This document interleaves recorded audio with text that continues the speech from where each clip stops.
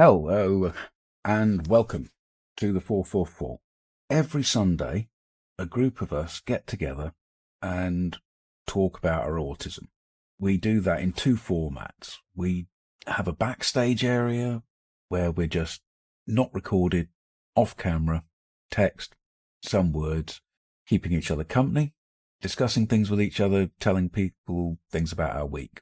And some of those voices, because they've been there for a while, choose also to make a recording, and we call it the 444. When these recordings are made, they're edited by just removing all the blank spaces and removing voices of people who are not yet ready to have their voices recorded.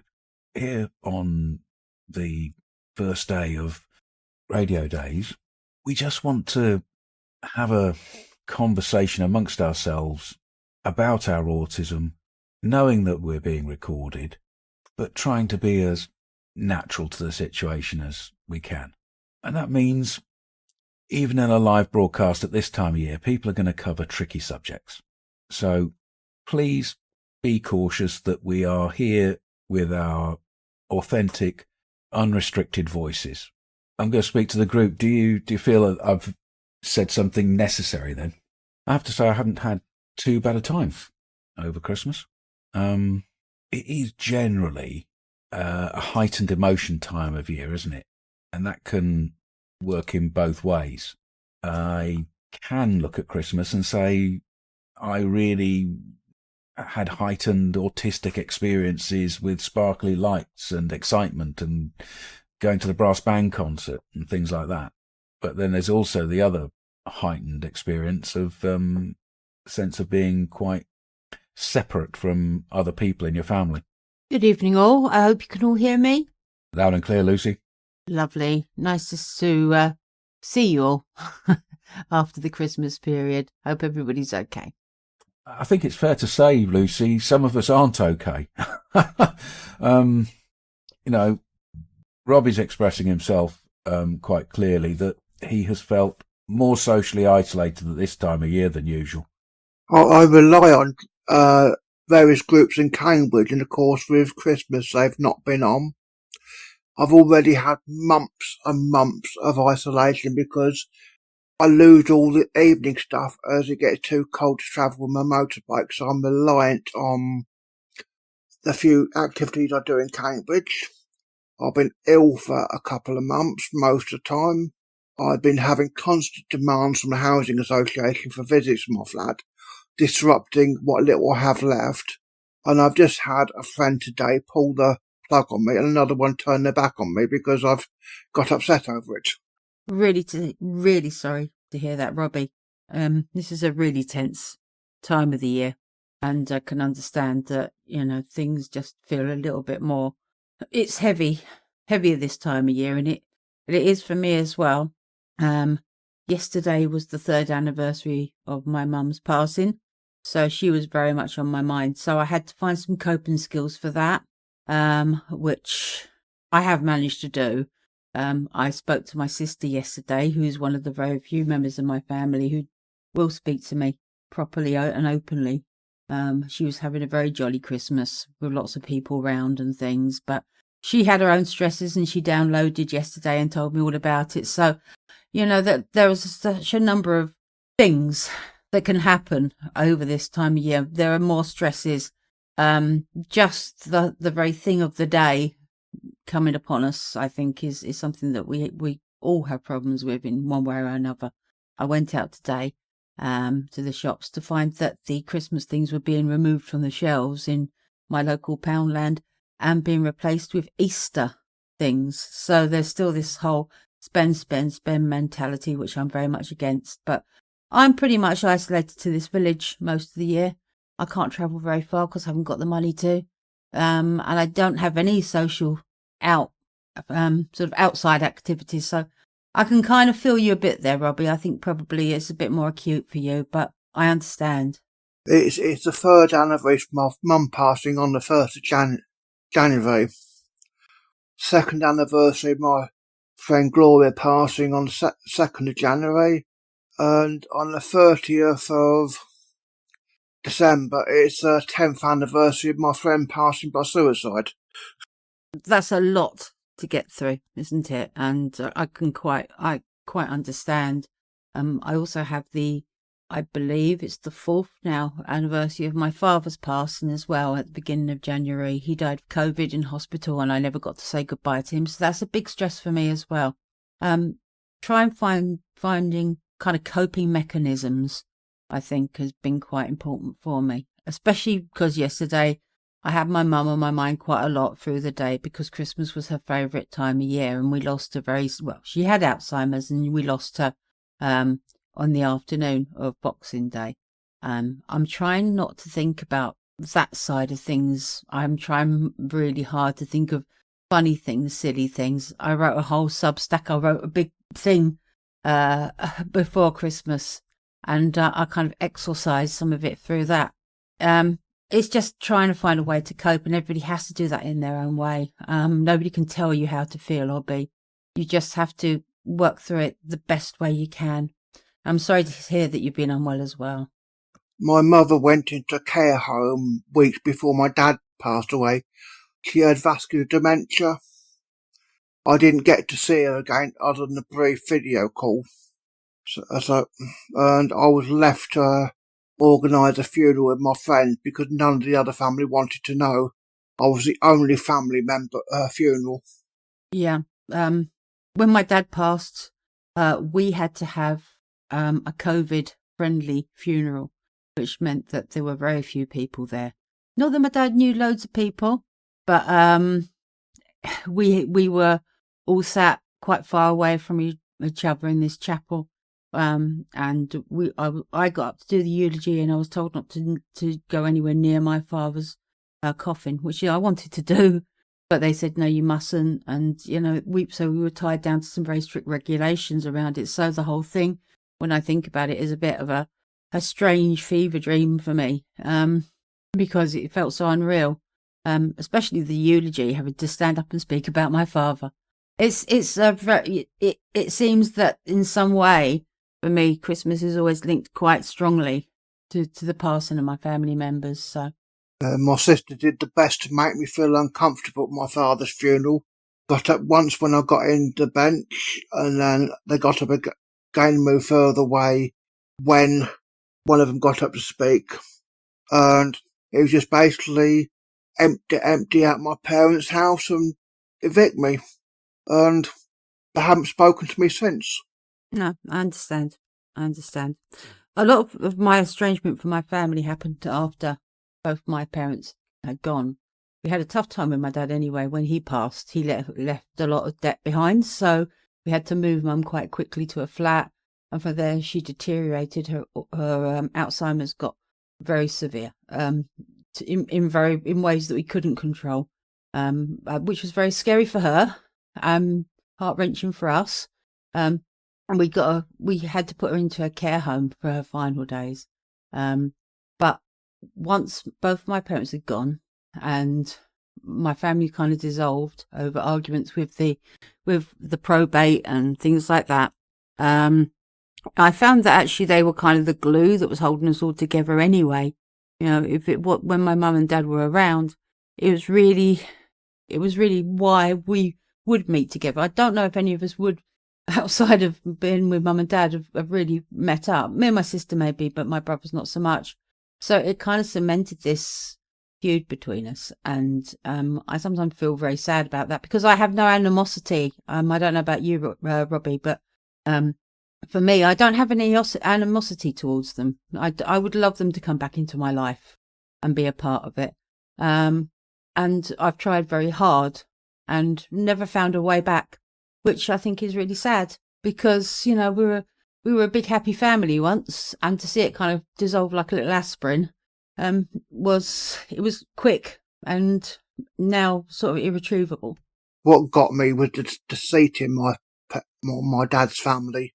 They didn't care about me. They'd put on all his acts for my dad's benefit, and then once he'd gone, they just stabbed me in the back.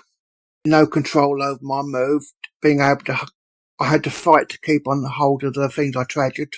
And as far as I'm concerned, I don't want to see him again. I can understand that, and you've got to control it the way you need to, Robbie. And I don't blame you at all. I think, well, I would never blame you. It's not your fault. They were rotten to you, but that's not your fault. That's the way they are. It's about not understanding how you feel, or not trying to put themselves in your position, or to even try and understand you, which is a fault in them rather than yourself. And from our experience of you here, we hear you talk about your music, and we hear you talking about bits and pieces in your life. And, you're always a welcome member here, because we like to hear you and hear your words and your experiences, which means that you do have a group of people here who totally understand and sympathise with you. And I do hope you kind of feel that from us as well. It's what holds me together during the times I can't get out, because most of the stuff I do is based around Cambridge. I was suggested by one of the member staff from the charity about this craft group at Arby Road Baptist Church that my friend already went to. And I now spend a lot of time there, not just at the craft group, but at the walking group. I was baptised there last Easter. I was spending time with friends from there, both Christmas Day and Boxing Day, and they've been fantastic. The local folk group, Burwell Folk, are fantastic to me, but they are the only people that accept me in the village. And there's still a lot of support from the music sort of stuff, the various different groups around Norfolk and Cambridgeshire, that I can't get there when I haven't got a working bike, and when the weather's too cold and wet to. And that's what held me together, not these so-called services that the council run, because the services the council run and charities run are just useless. Yeah. I found myself over the last year wanting to kind of have the help from different services, at different things, that groups that are meant to try and support me through a lot of different things, not just my autism, which is obviously sort of front and center of my thinking a lot of the time, but some of the experiences of my past as well, where I've had some very difficult relationships and maybe some unhealthy friendships, and things like some substance abuse and things like that. And everything is so cut short at the moment. Everything's cut right down to the bone. So they couldn't offer me any support one-to-one. They offered me a chance to go onto websites and speak to other people, which is very difficult as an autistic person to try and fit into that mould. Nothing that really suits the neurodiverse in there. They're always quite focused on there just being one homogeneous blob of people that could help me. And it has been a real struggle. I've struggled this year. And I'll probably struggle into next year. I don't know where the next year is going to take me. But the one thing that I try and do is try and kind of hold up some hope for myself. I do write, and whereas you like to do your music and things, for me, I do a lot of writing. I wrote over Christmas about how I felt about the occasion. And I was probably a little bit rude about it, because I don't like Christmas. Never have done. Not since I left home. Never. So yeah, it's hard to find a place to be, a place to kind of put yourself during this time. And being here obviously is my only contact with other autistic people, and in a lot of senses are just people in general. I also get a lot of support from Indigenous groups in America and Canada. I've been involved with various meditation groups and a well-variety group, and that's been a big support. Means often being up at 1:30 in the morning for the time difference, but it's been a real support. The support for dealing with addictions, that's one of the places I'd recommend people go, because it's a big support. I'm fortunate my only addiction is food. There are worse things to be addicted to, Robbie. There really is. Yeah, no, that's a good call, good shout, and I'm glad that you can find these things. I'm not terribly good at stepping into new situations, so and I know it takes a bit of bravery to go into a new group and do things. I'm such a loner that I find it hard to introduce myself into new places. So, but if it's a friendly sort of place, I'd probably be okay. But it took me a while to really come around to Autistic Radio and be part of it vocally, because I was last year's radio days when we were doing that. I found it I wasn't ready to open up at all. But now I'm here on this sort of anniversary of it, really, and I feel so much more confident, and it's good. It's good to be part of something. I started off with writing a blog first independently of Facebook, and then my Facebook page just turned into my blog. I'll get a few followers and a few people occasionally read it, and sometimes I get things right, but it might get somewhere someday. But my main focus is my music. I think for me, it's just I do quite well because I'm on Substack and I write on there, so it does get looked at. And the last piece I put up, which was about my Christmas phobia, as it were, got quite a lot of traction as well, which was nice to see. And I don't really do it for the round of applause. It's nice to know that somebody's listening, but the main reason for anything I do, and I think for anything that anybody does, is really that it fills some part of them. It gives you some control, gives you a way of coping, gives you a way of expressing, whether it be music, words, whatever. So, you just carry on. I think, Robbie, I think you're doing really well. Here you are talking to us here live, and you're not got a problem with it. It's another place, isn't it? My main focus and the reason for starting was I wanted to do all I can to stop anyone else experience what I have. Because when I lost my dad, I thought he'd set up for me to have an allowance till the house was sold. He got it wrong. I didn't realise how much my family hated me and how much they just seized control of my life. And I didn't realise how horrible the council was. I'd never experienced such hostility and such being infantilised as I had then, because my dad was always a buffer between me and authority.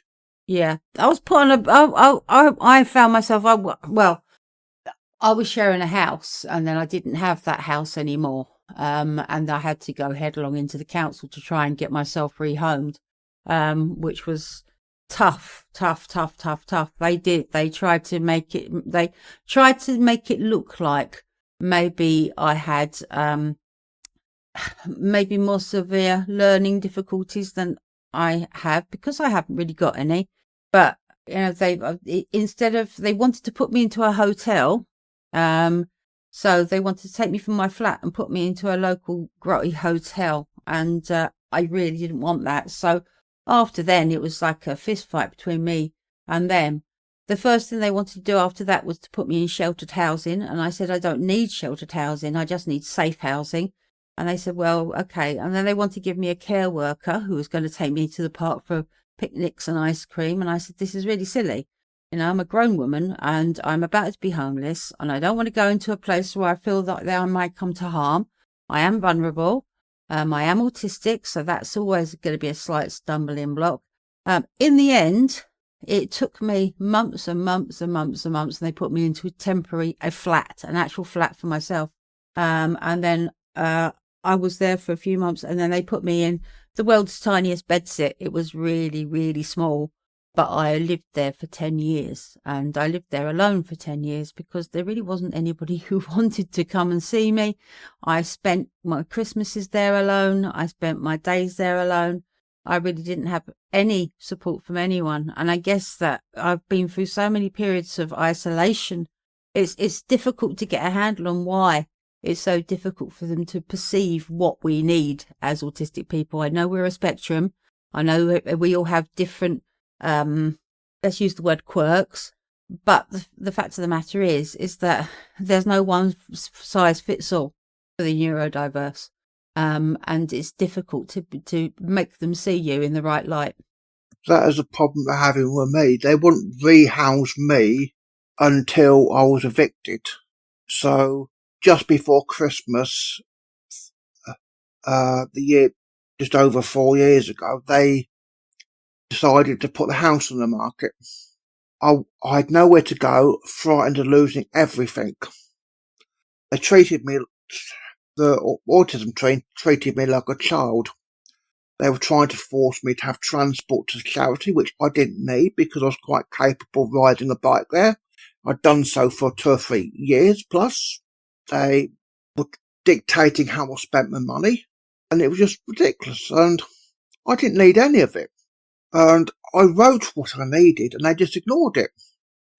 I just needed someone to help me with form filling because I struggle with anything official and with meetings, but they wouldn't have it. And they were going to set me up for hundreds of pounds of care, which once I got the money through would have been charged to me. The charity that had been good had changed. It just become a get back to work scheme. So I told them to go away once I was forced to leave that. And I don't want to go back because I've got better care organised for me directly than I would have got through them. They're working towards what I want, even if they can't achieve it. I've got a fantastic therapist I see for an hour once a week. That cost me 20 quid. And a counsellor I see who's based in Australia, which I found through Facebook. £30.20 a week. A big difference to the 500 plus that the council were trying to force on me to do things, to learn things I already knew how to do. The weird thing is, I was dropped by the local talking therapies because they said they couldn't handle my problems. So apparently I was too much for for the ones that they were going to give me, the support they were going to give me there. But I did manage to get into talking therapies once, some time ago, and I met up with the woman online for the first appointment, and she said, right, okay, so you've got 6 sessions, and in that 6 sessions I'm only going to allow you to talk about one topic. Pick the worst thing in your life and we'll talk about that. And I said, well, how am I supposed to do that? This is more complicated than that. She went, no, we can't do anything else. So yeah, I had 6 weeks of talking about the same thing again. On each like little session we had, I had to stick to that topic and I couldn't come off of that topic. It's such a weird thing, you know. I couldn't go off road and say, oh, and by the way, I've got this happening as well. Can we chat about that?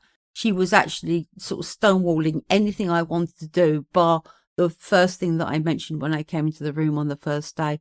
It was useless, like tits on a ball, I think they say, didn't it? Anything I've had through the NHS has been absolutely useless.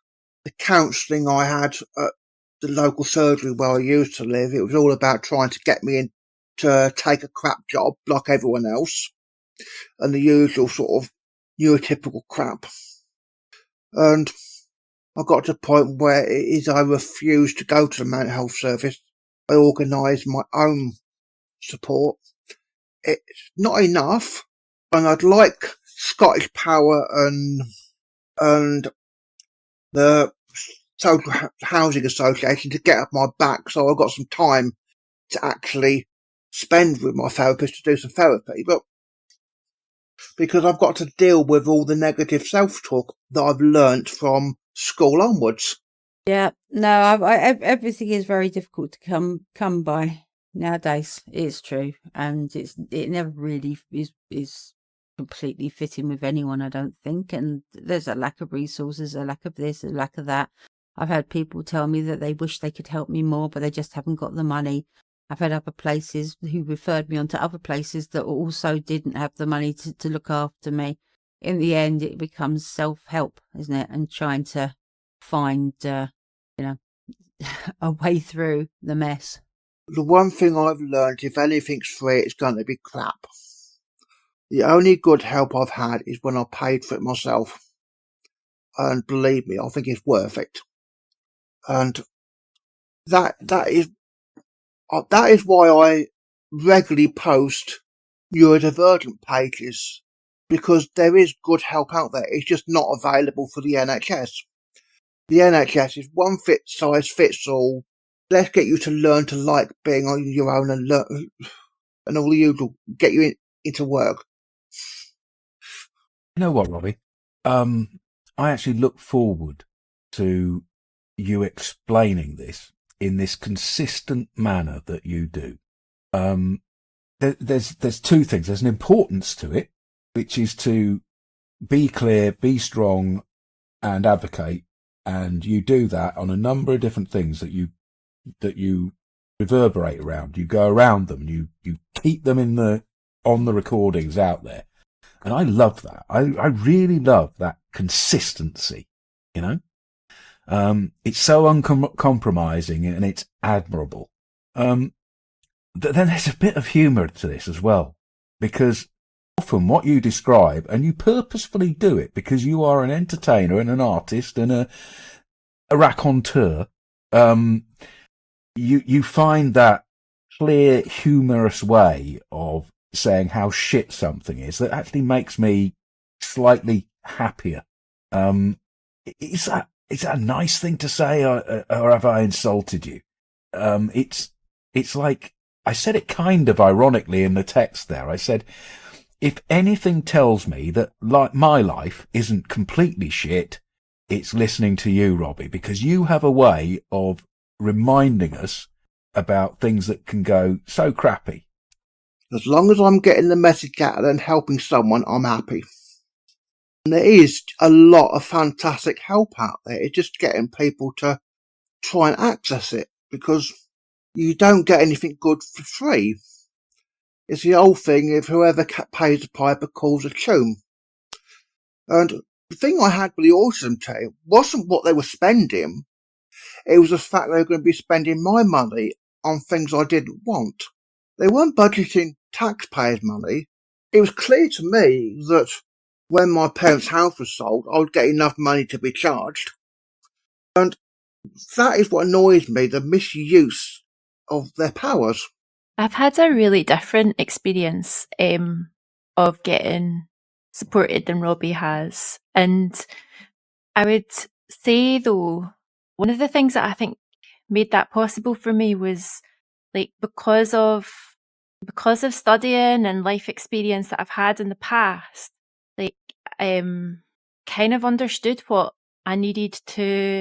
was the salient points that I needed to share to get help. So I had a lot of knowledge of, like, mental health and health in general, because it's really difficult without a framework to, like, share the symptoms that will be recognised, like, by, say, a doctor or social worker or something, that indicate, like, the problem that they have a service and a responsibility, like, to fulfil. Before I had that kind of knowledge, sometimes I would be, like, trying to explain my difficulties, and it would be like, what I'm actually would be telling them was, like, I can't find my socks anywhere, and I keep losing, and I wasn't able to say to them, I'm struggling with, I wasn't able to communicate to them that I was struggling with my executive dysfunction, or that I was losing skills, or that I was having a regression. Do you know? I feel like getting the right healthcare, particularly when it's to do with more emotional, like, psychological or, like, social stuff, is, like, just so difficult. I was just saying to somebody today who's, like, a neurodivergent friend of mine who had been stopped and searched by the police and had really traumatic experience with it, that, like, I feel like there's such a need for, like, this is how to, like, this is an appropriate way to deal with the police. This is the rules you're meant to follow. Same as going to the doctor, like, these are the rules. What are you meant to say? What are the right things to do? Like, it's hard to navigate it all. I knew exactly what I needed when I lost my dad, because I knew what my dad did for me. I didn't know know that if you said the S word, you would get immediately locked up and that kind of thing. But I knew that the mental health service weren't going to provide me with the kind of support I needed, because I know what they hand out drugs and ABA type therapies where it's about making you fit in. I knew I needed someone to find me a new home and someone to help me claim benefits, and social care would not do that. That only got done because an ex-friend referred me directly to P3 charity. And then the social workers tried to interfere, kept trying to tell me how I had to pay my bills. My aunt has set up all the accounts for me to pay manually because that's what I wanted, because I don't have the executive function to remember when they're going to take money out. I wanted a bill so I knew what money I was getting through, and they tried to interfere with that. And the only reason I struggled financially was I wasn't expecting to be left with no income. I was expecting to be left with my allowance till the house was sold. I didn't know my dad had got that wrong. He'd left all the money in the joint account. The joint account was handed over to my mother, and the people handling affairs stopped it. So it wasn't my fault. And everything I detail, the autism team does. I think, Robbie, that's a whole situation. I'm wondering if we look at the text now to express some of the things that other people have been saying here. Autism is all the quirky, quacky, wacky people. And somebody responding to Lucy saying, tits on a ball, blimey, that's an expression. Lucy says, you learnt a new saying, Jules. She's saying she's looking at the found poetry here in what people are saying. Teresa says to you, Robbie, that you're very consistent in your message and it will work somehow in unlocking this door. Teresa celebrates the absurdity of it. Robbie, you are right. You do know exactly what you needed and they weren't going to listen. Let's broaden this out into how other people have experienced this last bit of time between Christmas and New Year so far. So far, I used right after Christmas to get over Christmas because I don't have, I don't want to miss out on it. It's really hard to do it because because I have only had this diagnosis for 1.5 years. And last year, Christmas Eve was rescheduled to a totally different day, which actually I didn't like. I felt left out, but it was kind of easier somehow because it was on just any random day. But anyway, my granddaughter noticed that it should be on the actual Christmas Eve, which is smart. However, I had the opportunity to change some things about it that I didn't change what anybody else does. I changed the way I do it, and it worked a little bit, but it didn't do anything to the thing I'm trying to describe, which is it will take me days to get over it. In the way that an introvert will be exhausted. For anybody out there who hears this who's not autistic, the rest of us know. But then, of course, the day following Christmas Eve is Christmas Day. My daughter really has a good way of arranging it. We went to a matinee and she, makes it really easy. Like she picks the seats that will be the best for not being overwhelmed. And, she knows that I'll have to take the elevator, not the escalator. And I noticed with her, even on Christmas Eve, she said to the room, can we do something about the lights? This is getting really overstimulating. And I thought, oh, look, that was so helpful. That's where I'm at. I'm using these days, well, today as actually Dave's birthday. So he's just, he's having his birthday slightly interrupted by me being here, but I felt that I needed to be here. But I kind of renormalized my days after Christmas. I find it really hard to live with that kind of stopping routine, because I will go out and do my stuff during the day, and I'll walk into town, the shops are open, I get the bits I need and all this.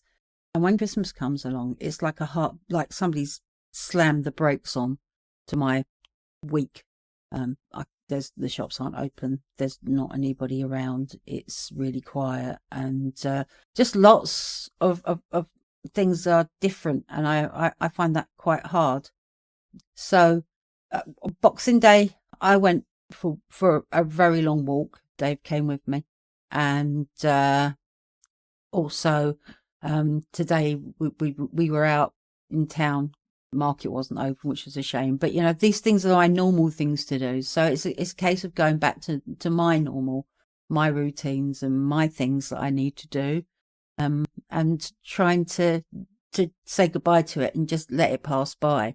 But it's those two really big closed days where I can't be the me that I usually am. I don't do Christmas at all, so there's no lights or anything like that. Dave's asleep for a lot of the day because he's worked so hard this month. When we get to the other side of this little patch of weirdness, we get into New Year's, then I'll be back to my normal self again, doing the normal things that I do, and I can just leave it all behind me and be usual Lucy instead of Christmas Lucy. Comments when he says, I'm looking forward to things getting back to normal, going back to craft groups and walking group.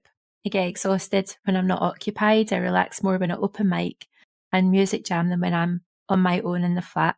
And he said it's been more of a car crash than slamming the brakes on. And I hate doing nothing, says someone, because I overthink. Relaxing to me is going to something like an open mic. I don't relax doing nothing, because that's when all the catastrophizing comes in. When I struggle doing the same stuff all the time, and ADHD, I get bored quick.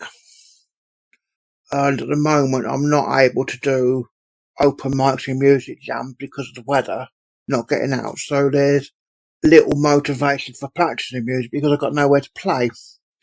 I do things for purpose, not just, and that's sort of missing this sort of time of year. Something else too. When I used to have more responsibilities at the holidays, I was wondering to myself, well, how did I do that? Because I didn't know that I was autistic, but you're living, you do things to manage who you are, just you are in any situation. So when we were going on Christmas Day, where we were going to go from having done the movie, getting the elevator part of it out of the way, my daughter got us an Uber, and then I felt that this is a lot of commotion, and she said, we'll just stop at my place and then we'll go to your place. She was bringing this pre-made Christmas dinner, and then I realized to myself, that's how I did it. I used to spend hours chopping onions, quietly listening to Celtic music, and it's in between each thing where I had something that would be almost meditative. I could make it last as long as I wanted to until I was ready to do the next thing. I still hate Christmas, but I feel like at 42, I've managed to find ways to make it less painful. And I would say I got to nearly the end of Christmas Day and I was like, it's done. But somebody said in a text to me that, oh, well, thank goodness it only comes once a year. I feel like it should just come on maybe once in every 5 years. I feel like maybe I could start looking forward to it maybe then. But I don't know, I don't know what it is. It just is, it's a lot of pressure. And a lot, I don't know why it doesn't feel like I'm looking forward to things going back to normal. I like knowing when I'm going to get some time on my own with nobody needing me. And yeah, just not feeling like it's okay to just watch sci-fi, instead of watching a Christmas movie, things like that. Nicola, I saw, I guess it's a meme. I'm 20 years older than you, so maybe it wasn't a meme. But anyway, it captured a little bit of what you're just saying. In it was a man standing at a door of a home with all these outgoing people and ready to go. He's got his coat on, his hat on, all the bags he's supposed to carry out. And you become aware that he's at his wife's family's house. And they've been saying goodbye for an hour. There he is, melting down quietly in his hat and coat. Yes, that feels relatable. But I know actually it's strange because it's like I have this underlying, I don't like this, but I've come to an acceptance of it. I would say that it means that there's more that I can just enjoy, but it feels like an ordeal. But it's like, I find, I just say the serenity prayer all the time, like, and it makes me feel better somehow, but it just, that kind of grant me the serenity to accept the things I cannot change. And Christmas is one of them. Like, I've opted out over the years. I've done different ways of dealing with it, worked Christmas. That was probably one of my favorites. It's like, if there's work to do, if I went back when I was working, or how else have I dealt with it? Like, yeah, I've thrown myself right in and tried to do it all. But yeah, it's just one of these, like, back to life. Yeah, but even if you opt out, it's still happening. Do you know? Like, it's still like this, things are going to stop and change, and it's harder to get your food order like sorted. You have to book that in October, things like that. So even if you're like, I'm not Christmassy, everything else is. Last week, people were telling us here about I think the game to do how many times you do hear or don't hear a Wham Christmas song. So I would imagine here that would be the Mariah Carey song. I have to say, I heard only a few seconds of it one time. Maybe that's how little I participated in the exterior world part of Christmas. Either that or I always have my headphones on. I think they did that with one of the groups I was involved with, and I think it only counted if it was actually Wham, not a cover. So I managed to do quite well. Now I'd have no trouble because I don't actually go anywhere. Yes, the joys of Whamageddon. Something about Christmas which is so much a conformist expectation that means that we as autistic people, because we are uncomfortable with so much conformist expectation, feel like this. Isn't it a reaction of us being autistic that we're much more likely to say, no, I do not want to behave in these ways that are prescribed by big groups of other people over Christmas. I don't want to fit all these traditions. I just need to sort myself out and be present with myself my way. I think the root of most fallouts throughout the year were to do with people wanting me to conform with something or other.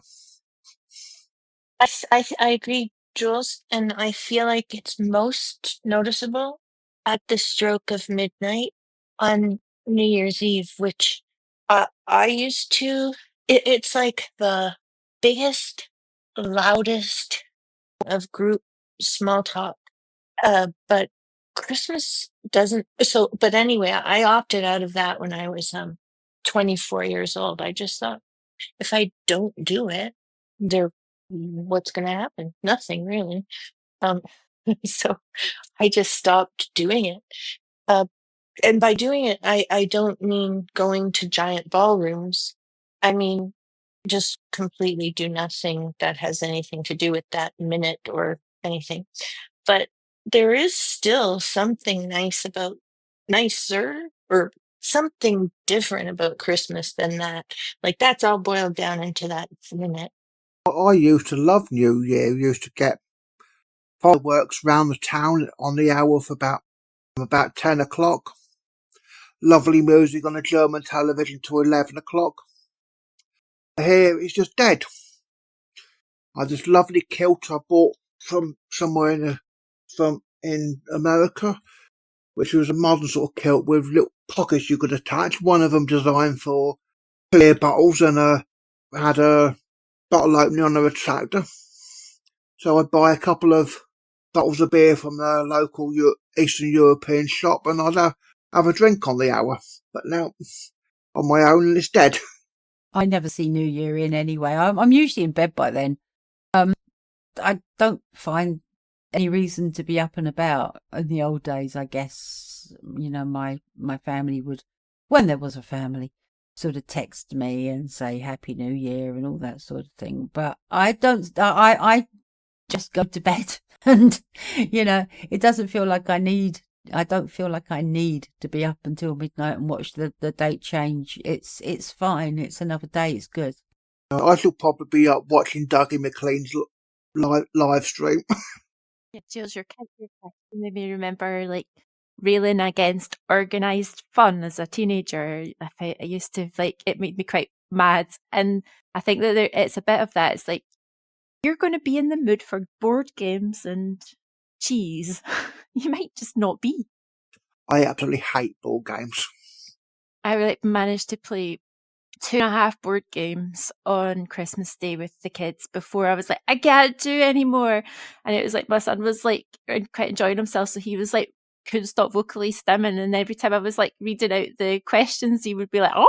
So I was like, I've had enough. And the kids were like, it's okay, we've done 2.5, it's fine. But we found one that I'm not a board games person at all, but we've got one that's a collaborative board game. So it's you're working together as a team against in this one, it's space octopuses or something. And it's a bit more enjoyable than the more competitive ones. I've just never been into anything competitive. Yeah, I don't like it. I know what you mean. I have a younger version of a game like that for my grandchildren where if it's cooperative, they do like it the best of all the games. But also I was raised by hippies, and I didn't live in the right part of Canada to go to kindergarten, but we moved.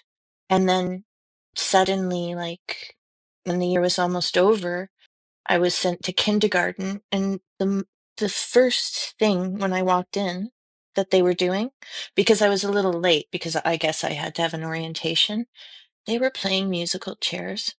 I was standing there thinking to myself, what kind of monsters are these people? I think that's a lovely place to to finish the conversation today.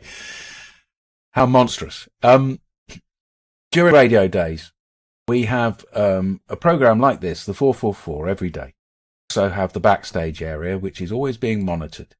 So feel free to drop in, lurk out, text, maybe put voice later in the backstage area that's advertised on our website, and make Autistic Radio part of the antidote to loneliness or estrangement from family, maybe not just at this time of year, but the rest of the year too.